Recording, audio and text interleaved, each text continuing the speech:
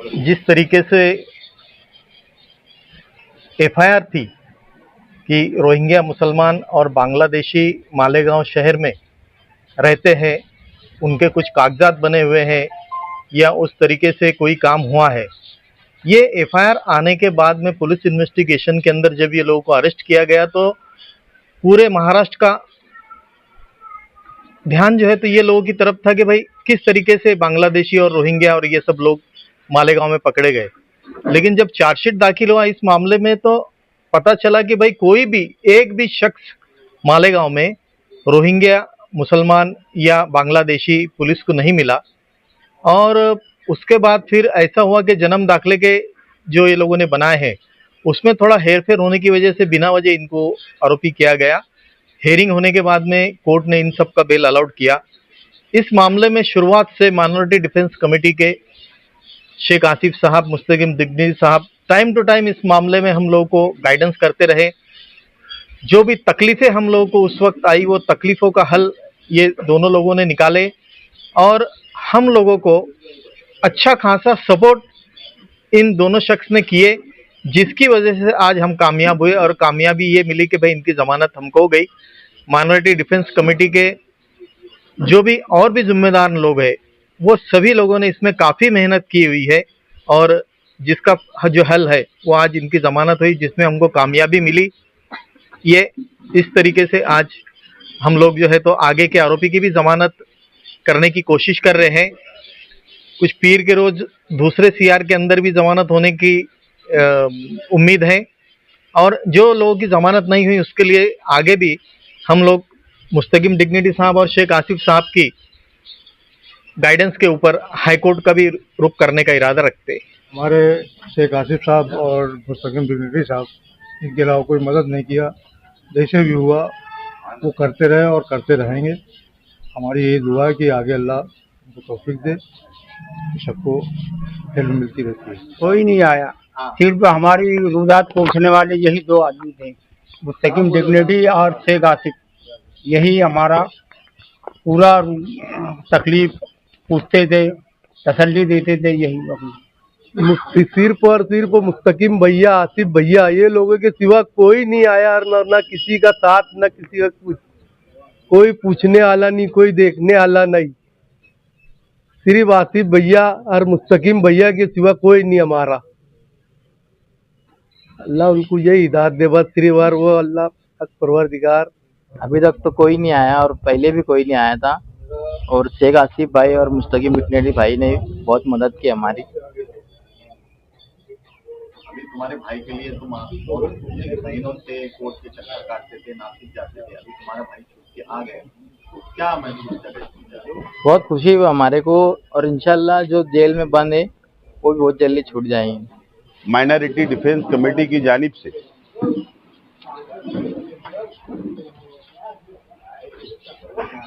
SIT जो महाराष्ट्र सरकार ने मालेगांव शहर के अंदर बनाई, रोहिंग्या बांग्लादेश देसी यहाँ पर रहते हैं ऐसा इल्ज़ाम लगा एसआईटी बनाई और एसआईटी पुलिस डिपार्टमेंट ने जो सबसे पहला जिस शख्स को अरेस्ट किया था, सैयद साजिद, साबिर अली और दोनों लेडीज, इनको जमानत मुकामी कोर्ट ने दी। आज माइनॉरिटी डिफेंस कमेटी की जानिब से उनका इस्तकबाल हमने किया और हमारे वकील एडवोकेट तौसीफ साहब, एडवोकेट आरिफ साहब का भी हम लोगों ने इस्तकबाल किया है। ये जो जीत है ये संविधान की जीत है। ये जो जीत है ये मालेगांव शहर की देश प्रेमियों की जीत है जो देश से मोहब्बत करते हैं। और ये जो हार है ये किरीट सुमैया की हार है और सरकार की हार है।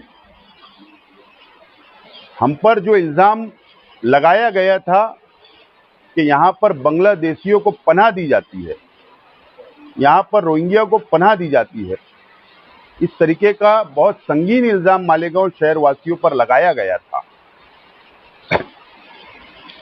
एसआईटी की जो रिपोर्ट पेश हुई सरकार तक गई, वाज़े तौर पर ये साफ हो गया है कि एक भी रोहिंग्या, एक भी बांग्लादेशी यहां पर नहीं मिला।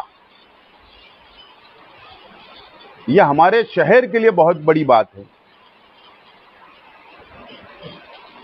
आज उन लोगों को पर इल्जाम लगाया जाता है, मुसलमानों पर इस मुल्क के अंदर इल्जाम लगाया जाता है, जो मुसलमानों ने इस मुल्क की आज़ादी के लिए हजारों लोगों ने जान की कुर्बानियां दे दी, उन लोगों पर इल्जाम लगाया जाता है। लेकिन आज भी इस देश में संविधान, इस देश के अंदर कानून का राज है। आज भी इंसाफ मिलता है। एसआईटी सरकार ने बनाई, लेकिन जो पुलिस डिपार्टमेंट ने इंक्वायरी की,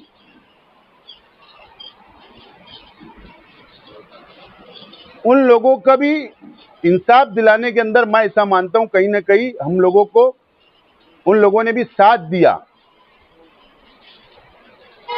मुझको ऐसा लगता है कि वो थोड़ा वक्त जरूर लिया, उन्होंने वक्त जरूर लिया एसआईटी की टीम ने, लेकिन बहुत बारीकी से भी उन्होंने जो तहकीक की थी, और ये बात साफ हो गई कि इस शहर में एक भी बांग्लादेशी नहीं है, एक भी रोहिंग्या नहीं है। ठीक है, जन्म दाखिले के अंदर खोड़-खाड़, पेपर इसका उसको लग गया होगा, एजेंट मार्फत जो भी बातें हुई, ये पूरे देश में है, सिर्फ वो शहर में नहीं है।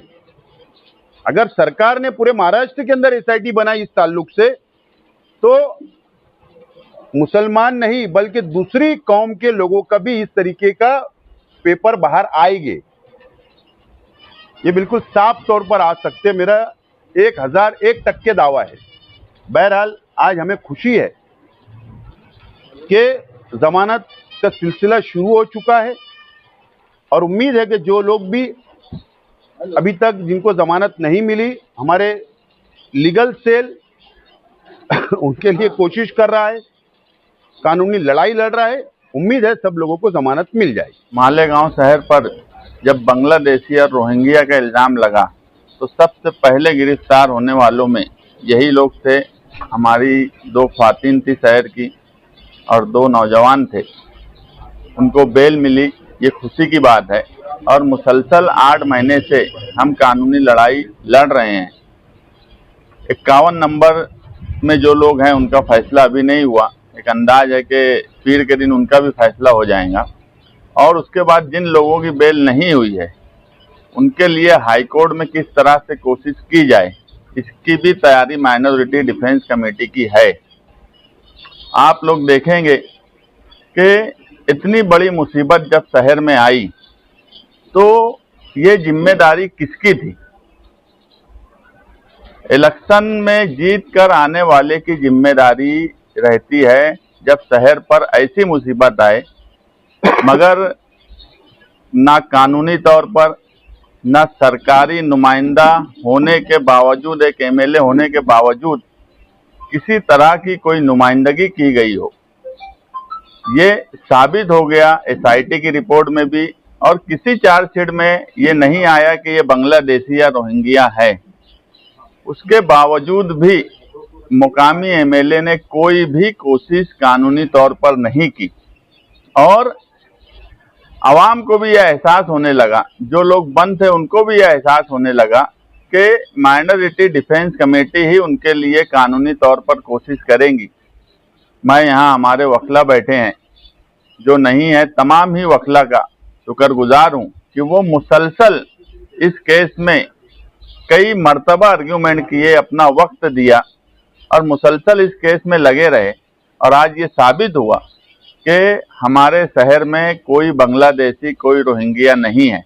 जो ऑर्डर्स आए हैं वो हमारे वकला पढ़ेंगे और उसमें क्या है, क्योंकि किसी के मामले को बिला वजह थोपना इस शहर पर आने वाले वक्त में, जब सब लोगों की जामीन हो जाए, एसआईटी की रिपोर्ट मंजर आम पर आ जाए, उसके बाद इस दाग को जो मालेगांव शहर पे लगाया है और जिन लोगों ने लगाया है उनके खिलाफ भी क्या कानूनी कार्रवाई करना चाहिए, उसकी तरफ भी हम जाएंगे। माइनॉरिटी डिफेंस कमेटी के आसिफ साहब और मुस्तकीम डिग्निटी साहब ने जिस तरीके से जन्म दाखिले के मामले में काम किया वो काबिल तारीफ़ है। अगर ये दोनों शख्स मालेगांव शहर के लिए खड़े नहीं होते तो इस वक्त कई अफराद जेल में होते हैं। अगर आप बारीक बीनी से 4 एफआईआर हुई है, 3 छौनी पुलिस स्टेशन में और एक किले में, और अगर अभी हम देखें तो चारों सीआर में मिलाकर तकरीबन 600 से ज़ायद अफराद के नाम एफआईआर में और रिमांड रिपोर्ट में आ चुके हैं। लेकिन 40 से 42 आरोपी अरेस्ट होने के बाद से कई लोगों को पुलिस ने नोटिस पर छोड़ दिया है। और ये सबसे काबिल तारीफ बात है कि ये दोनों मुस्तकीम डिग्निटी साहब और आसिफ साहब की मेहनत है कि कई अफराद जेल में जाने से रुक गए। अगर अभी आप देखेंगे जो दोनों ख्वातीन थे, या सैयद साजिद है और साबिद अली है, इनकी ज़मानत मिलना ये इस बात की गवाही देता है कि इनके खिलाफ जो इल्ज़ाम सरकार ने, पुलिस ने लगाई थी वो साबित नहीं हुए हैं, क्योंकि इनके खिलाफ एविडेंस नहीं है। इनके सब डॉक्यूमेंट क्लियर है। अगर राशन कार्ड में किसी का नाम एंट्री है और एफडीओ के रिकॉर्ड में नहीं है तो ये गलती एफडीओ की थी, लेकिन उस गलती का नतीजा ये हुआ कि हमारे शहर के ये 4 अफराद जो है 6 महीनों से जेल में थे।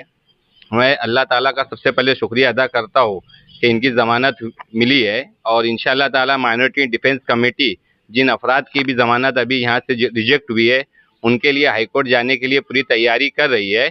और चारों सीआर में जब चार्जशीट आ जाएगी इंशाअल्लाह ताला उसका भी बारीक बीनी से मुताला करने के बाद क्वेश्चनिंग के लिए भी अगर जाना रहा तो minority defence committee high court में क्वेश्चनिंग के लिए रिट पिटीशन फाइल करेगी। कमेटी के अलावा कोई समाजी, सियासी या कोई एमएलए या लीडर या कोई हबीब मिल्लत, खतीब मिल्लत ने आप लोगों से मिल के या खुफिया तौर से मुलाकात करे, बोले कि यार इनके लिए कोशिश करो या दौड़ भाग करो या कोई मदद की क्या? माइनॉरिटी डिफेंस कमेटी के आसिफ शेख साहब और मुस्तकीम डिग्निटी साहब के अलावा किसी भी सियासी, समाजी या दीनी तंजीम ने हमसे इस बारे में कोई बातचीत नहीं की। कभी ऐसा होता था कि वो हमसे मुलाकात होती थी, बात होती तो हालचाल पूछ लेते क्या चल रहा क्या नहीं, लेकिन मदद के लिए किसी ने भी हमसे कुछ नहीं कहा।